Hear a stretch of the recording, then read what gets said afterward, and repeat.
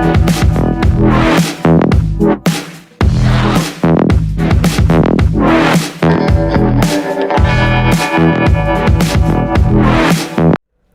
Assalamualaikum dan juga selamat sejahtera saya ucapkan kepada semua penonton-penonton di channel saya, channel Kero TV. Topik kita pada hari ini, kenapa seringnya berlaku masalah humming dan juga feedback di masjid-masjid dan juga surau-surau. Tak kira di mana kita berada, terutamanya di masjid-masjid dan surau-surau yang sistem audionya telah berusia terlalu lama digunakan. Mungkin ada yang 10 tahun, 15 tahun, bahkan lebih daripada itu. Kita nak tengok apakah yang sering terjadi. Dan sebelum saya meneruskan video pada hari ini, minta korang untuk tekan butang subscribe, like dan juga share, tanda korang menyokong channel ini. Okey, sebelum kita meneruskan, kita perlu fahami apa dia humming, apa dia feedback. Kalau orang-orang kampung, orang-orang lama, dia sebut humming ni, dia tak kira feedback ke humming ke, dia akan sebut humming asal bunyi ngeng ketika dia orang sedang solat ataupun sedang mengikuti pengajian sama ni, dia akan cakap humming. Okey, perkara pertama yang perlu kita ambil kisah ialah humming itu sendiri berlaku akibat dari masalah punca kuasa elektrik berada di bawah perluan asal yang disuggest oleh pihak pengilang pada power amp ataupun peralatan audio kita. Dan feedback pula berlaku akibat daripada pertembungan ataupun lebihan kekuatan frekuensi yang dihasilkan oleh mikrofon dan juga speaker kita. Pendek kata, feedback ni kalau kata kita berada di tempat yang tidak tepat antara pertembungan frekuensi antara speaker dan mic kita, potensinya berlaku sangat tinggi.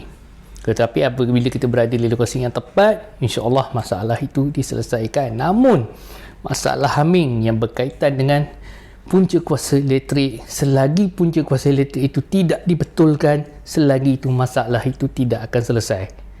Macam kita pasang untuk DJ, buat DJ di rumah kenduri kahwin, biasanya mungkin dalam 10 tempat yang tuan-tuan pasang, mesti tuan-tuan akan jumpa ada setengah tempat itu yang sistem tuan-tuan tiba-tiba bermasalah. Tapi bila balik di rumah cek-cek, tak ada pun. Tadi kenapa aku pasang kat sana jadi macam tu? Rupa-rupanya tuan-tuan terlupa untuk cek kekuatan elektrik yang disalurkan kepada tuan-tuan adakah cukup. Tambah-tambah kalau kata kita ni ditempatkan di bahagian hadapan, mungkin dekat dengan laluan masuk. Jadi kita tanya, okey nak tarik elektrik kat mana ya? Dia pun kata, kat kemah tu ada satu point lagi kosong tu. Yang orang pakai lampu dengan kipas je. Dan kita pun kadang-kadang tak nak buat kerja lebih, tak nak tarik kabel panjang-panjang untuk cari point direct daripada dinding di dalam rumah ataupun di luar rumah. So kita pun tariklah elektrik daripada yang disupply untuk kemah tersebut.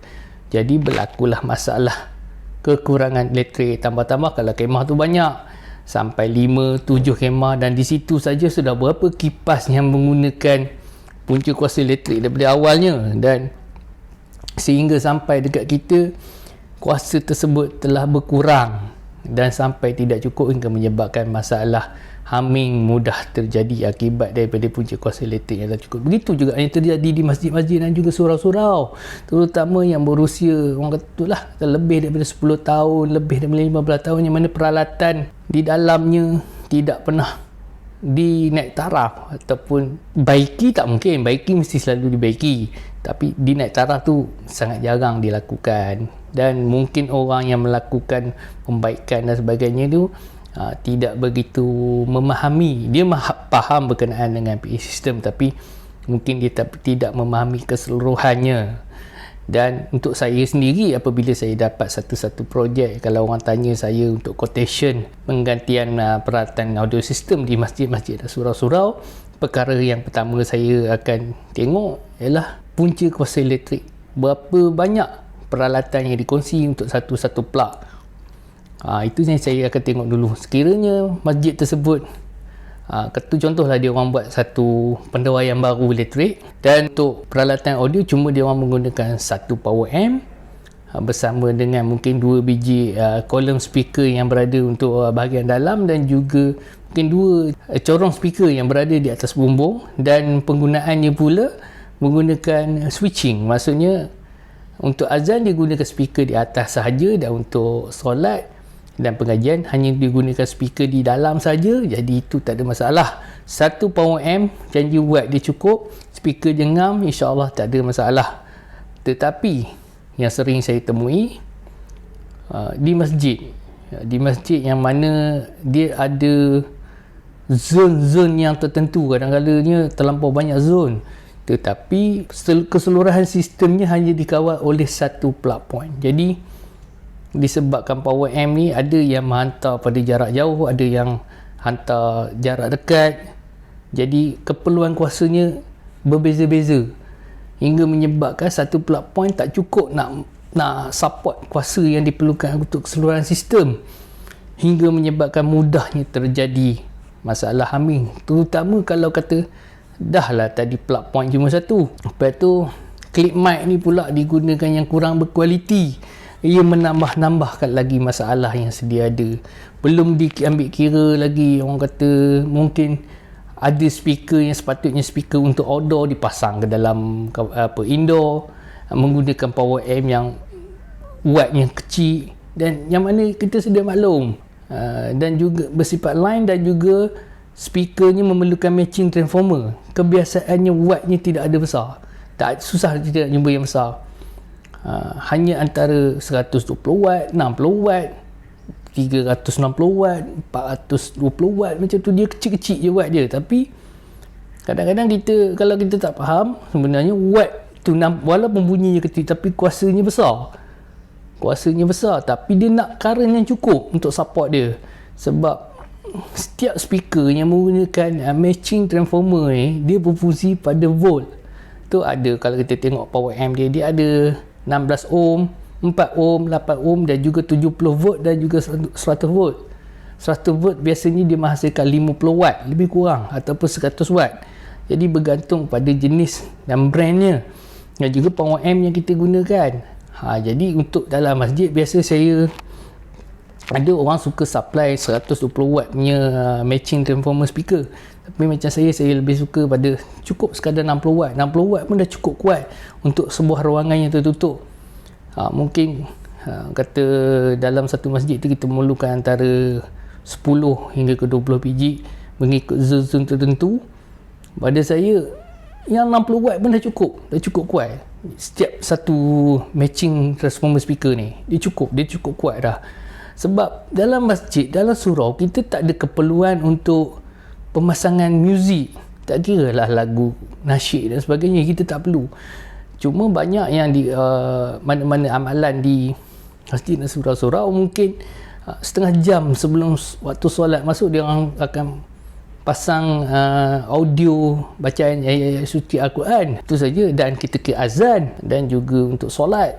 Jadi tiada keperluan untuk speaker yang bersifat untuk support muzik, tak perlu. Cukup sekadar kolom. Tetapi sekiranya kita tak cegah daripada awal, yang mana punca kuasa elektrik yang digunakan, kita tetap juga kita buat grading sistem keseluruhannya, tapi punca kuasa elektrik tetap menggunakan sistem yang lama, petik satu point, satu switch, semua on. Maka masalah humming itu kita takkan dapat selesaikan. Dan solution yang saya selalu buat ialah, saya tengok kalau kata masjid tersebut hanya menggunakan single phase, punca kuasa single phase, saya biasa akan buat satu lagi independent DB khas untuk bilik audio, dan saya pecahkan mengikut keperluan. Kalau ada 3 phase lagi cantik, saya akan tarik 3 phase masuk, saya akan pecahkan, dan saya akan balancingkan balik penggunaan kuasa elektrik dalam bilik audio saja. Dan biasanya cara begitu 90% akan berjaya, insya-Allah.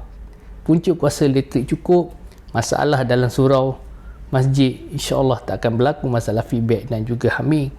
Dan untuk sebagai tambahan kepada keselamatan audio kita, ataupun nak mengurangkan lagi chance untuk berlaku masalah tersebut, biasanya saya akan tambahkan feedback destroyer.